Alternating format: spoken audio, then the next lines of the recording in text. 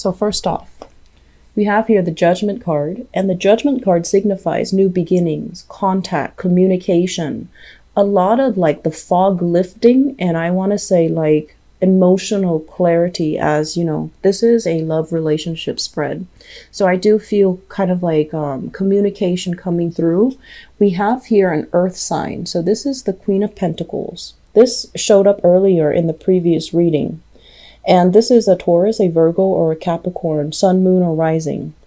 I feel like for many of you, this is contact coming through from this person, and it might be they are not as financially stable as they seem. So for example, if you're in a relationship with them and they're making promises, oh, let's move in together, let's buy a house, let's purchase property, let's blend our families together.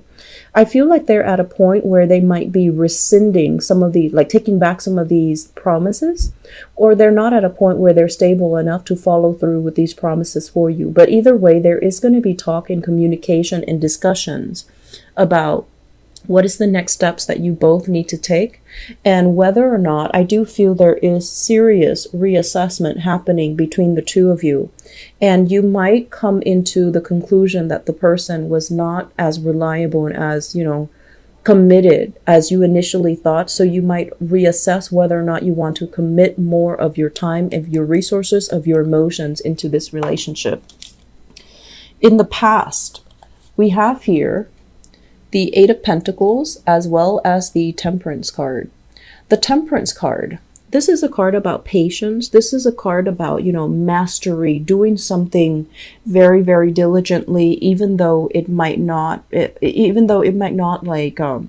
can seem very tedious, and it can seem very restrictive.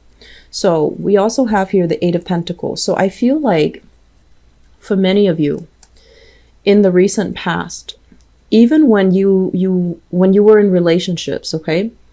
And I feel many of you, you're not ones to give up relationships easily. So if there's a problem in a relationship, you sit down and you talk to your partner.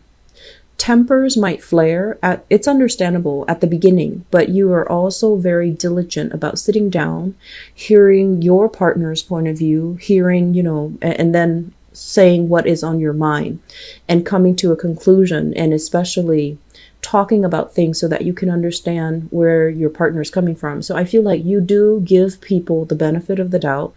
You want to hear both sides of the story before you can even make up your mind. And what I'm sensing is this is a process that you have done over and over and over and over again. And at this point, you're just like, I'm tired. This person is not giving me, you know, that total commitment, or this person is still undecided. They're still testing the waters. They're still, you know, temperature taking. And so you might feel like you want to withdraw you want to withdraw your love and your affection, because you just feel like it's not really going anywhere. It's not going to fast enough in the manner that you'd hope. And also the other person might be distracted with many, many other options, or they're distracted with their work and they're not making the proper time for you. And I do feel an element here about somebody working too much, somebody being like a slave to money, somebody who is neglecting their emotional relationships as a result of work obligations, work, finance, money obligations. If you are dealing with a Sagittarius, they're not the best. This is the card of Sagittarius, the Temperance card. They're not the best at time management. So I feel like giving them a little bit of slack or leeway is going to be helpful for you. Mainly because, you know, they tend to overestimate the amount of time that they have. So they're always showing up late, or they always make promises. And when they can't follow through, it's not because they're malintention. It's just they overestimate the time that they have, the resources at their disposal, and they make promises that they realistically cannot follow through. So it's more like done in the spur of the moment without thinking about the long-term longevity of it. Okay. And so I'm also sensing many of you have been dating around, like, you know, this is kind of like dating, looking at profiles, looking at all the, you know, sending out pieces of yourself. So I'm sensing you might have gone through, you know, for those who are newly single, you might have felt a little bit jaded, like going through the motions of dating And then you feel like finally you've landed somebody, might be an earth sign, and then you feel like they're not as committed. And so you're back to square one, and it can feel a little bit frustrating. Okay, so I'm going to move this closer so you can see the cards better. At the center of the spread, 10 of Wands. This is moving away from a situation in the reverse position. It's just basically dropping a very, very heavy load, a burdensome relationship, and moving on. The Death card is very, very final. It's a major arcana card, and it basically means not looking back.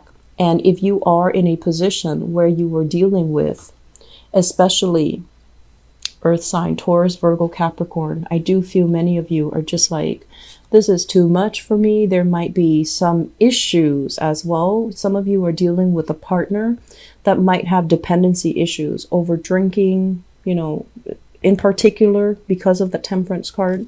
And so you don't want to get dragged down with their lifestyle. And you're feeling like this is relationship, if I stay in it any further, it is going to destabilize me financially and emotionally. So you're protecting yourself and you're trying to move past it. What you're really thinking about here, we have the 8 of Wands, which is a lot more offers, a lot more options, a lot more people that you can connect with. And you assessing all of the options that are on the table for you. It's like the options are presented, but you're thinking heavily about, you know, the great love, the mind-blowing, the life-changing relationship partner that ought to be in the picture for you. And for whatever reason, you're doing the dating, but no one is really, you know, 100% making the cut. And so I do feel that for many of you, you're forced to move on from a relationship partner that you still really greatly care about. I'm seeing earth signs, Taurus, Virgo, Capricorn. I'm also seeing that Sagittarius energy, okay? Moving forward into the future position, there is going to be communication. There is going to be contact. And the 10 of Swords is a situation that's like at the end of its cycle, but it's making a comeback. So when something is at an end of a cycle, it means it's basically not meant for you anymore. And so if you purposely, consciously go back to it, you're stuck in that cycle. It's a feedback loop, like an endless negative feedback loop. And so I would warn you, there is contact, communication coming from a person that you really care about. They're not at a point in their lives where they can give you what you want. And so if you re-engage with this energy, I feel like you have a very big choice here. You can re-engage if you can keep it very platonic. But on the other hand, if you're re-engaging and you're hoping and praying that things are going to get better, I do feel that you're better off going with new choices, new options on the table for you. So to summarize, we have an earth sign coming back into the picture. And this is a person that is not ready to be in a relationship with you. They're not going to give you what you want.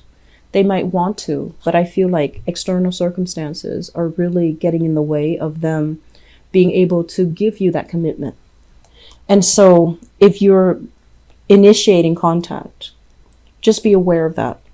If you're hoping for other things to come into the picture, let other things come into the picture. And I'm also sensing as well, honestly, Libras, I feel like many of you are single and you're dating, and you thought dating, you know, was going to be like very, very prosperous. It's like you would think that there were plenty of fishes in the sea, right?